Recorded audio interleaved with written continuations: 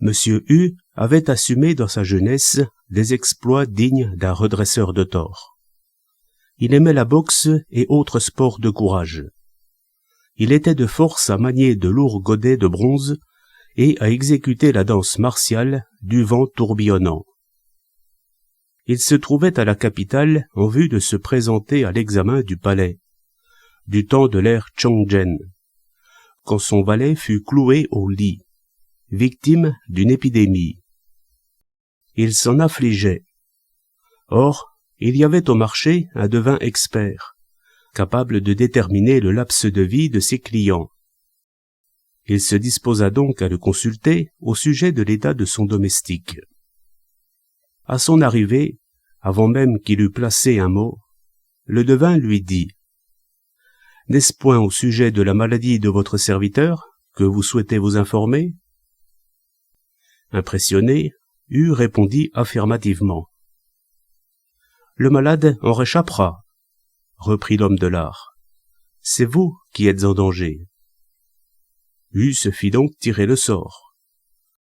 Ses calculs terminés, le devin s'exclama d'un air effaré. « Vous allez mourir dans 3 jours, monsieur. » Frappé de stupeur, U resta muet un bon moment. Le devin ajouta le plus calmement du monde. « Les modestes connaissances de l'art que pratique mon humble personne pourraient vous être de quelque secours. Je me chargerai de conjurer le sort qui vous menace, moyennant une rétribution de 10 taels. » U se disait que les arts magiques ne sauraient défaire ce que le destin avait déjà fixé. Il se leva sans répondre et allait sortir quand le devin l'interpella. « Puissiez-vous ne pas avoir à le regretter, de ne vouloir vous séparer d'une si petite somme, pourvu que vous n'ayez pas à le regretter. » Tous ceux qui aimaient ce brave monsieur U eurent peur pour lui et l'exhortèrent à vider sa bourse pour amadouer le devin. U ne voulut rien savoir. Le 3e jour fut bientôt arrivé. U se contenta d'attendre à l'auberge, assis le buste droit, se recueillant pour observer ce qui allait arriver. Rien ne se produisit de la journée. La nuit venue, il ferma sa porte, tira sur la mèche de la lampe et prit position, appuyé sur une épée. Un godet de la clepsydre se vida sans le moindre signe d'une mort prochaine. Il allait céder à l'envie de se pencher sur l'oreiller lorsqu'il entendit une sorte de bruissement à l'interstice de la fenêtre. Tournant son regard du côté d'où venait le bruit, il vit se faufiler, hallebarde à l'épaule, un homoncule qui prit la taille d'un homme en touchant terre. U saisit son épée, la brandit et l'abattit brusquement. Elle fendit l'air sans rien atteindre. La créature rapetissa aussitôt, cherchant le salut dans la fuite en regagnant la fenêtre. U lui asséna un nouveau coup, sans perdre de temps. La créature s'effondra.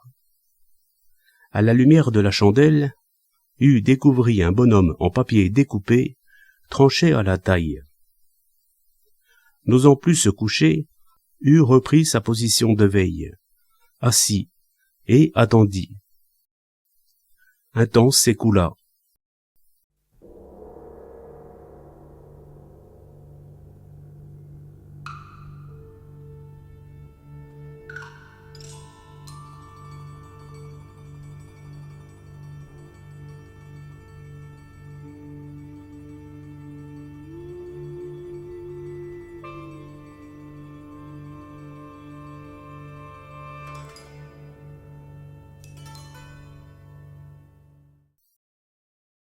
Une créature d'une hideur de diable se frayait un passage en perçant le papier de la fenêtre.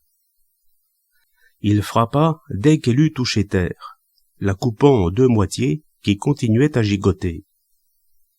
Dans la crainte que la chose ne se relevât, il abattit son arme encore et encore, faisant mouche à tout coup, chaque fois suivi d'un bruit que produit un objet dur. Il examina ce qui en restait. C'était une statuette de terre cuite, cassée en 36 morceaux. Cette fois, il déplaça son siège au bas de la fenêtre et garda le regard fixé sur l'interstice.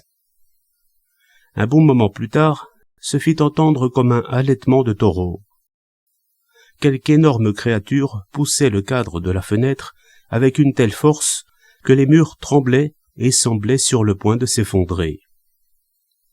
De crainte d'être enseveli sous les décombres, Hu jugea plus sage de sortir la combattre. Il tira la barre de la porte si vivement qu'elle produisit un crissement de lacération, et se précipita dehors. Un gigantesque démon lui apparut, si grand que sa tête se trouvait à hauteur de l'auvent du toit. À la faible lumière du clair de lune, on se rendait compte qu'il avait le visage aussi noir que le charbon. Ses yeux brillaient d'un éclat jaune. Torse et pieds nus, il tenait à la main un arc, des flèches passées à la ceinture. Il en décocha une avant même que Hu fût revenu de sa surprise. Mais ce dernier eut la présence d'esprit de la dévier en levant son épée. Il allait frapper lorsque le monstre lui tira une nouvelle flèche. Hu fit un bond de côté. Le trait s'enfonça dans le mur en vibrant de façon audible. Au comble de la fureur, le démon dégaina, et, faisant siffler son glaive qui tournoyait, l'abattit de toutes ses forces sur Hu qui l'esquiva. Le tranchant tomba sur une pierre de la cour qui se brisa net. Hu s'était glissé entre les cuisses du monstre et lui tailladait les chevilles avec un bruit sec. Redoublant de rage, le monstre poussa un rugissement de tonnerre et se retourna pour hacher menu l'impudent. Mais Hu s'était à nouveau dérobé. La lame ne réussit qu'à couper un pan de sa robe. Le démon exposait maintenant ses côtes, à portée de son adversaire, qui se mit à frapper férocement, produisant chaque fois ce même bruit mat. Le monstre tomba en avant et devint rigide. Hu abattait son épée à la volée, avec les claquements secs et répétés que produit la cliquette du veilleur de nuit. Il approcha la lumière.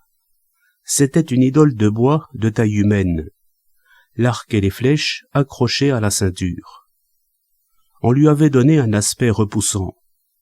Du sang avait jailli partout où l'épée l'avait entaillé.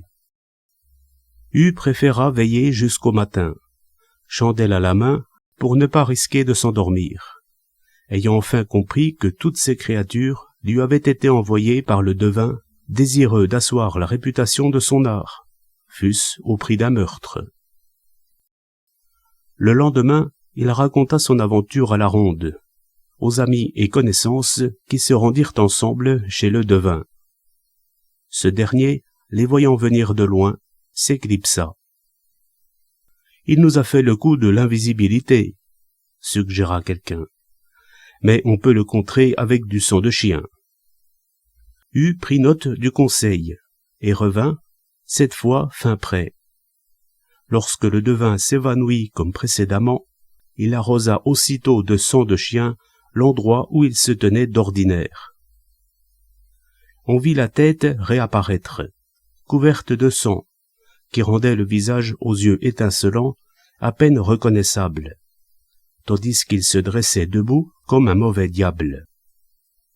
On le saisit pour le livrer aux autorités, qui le mirent à mort.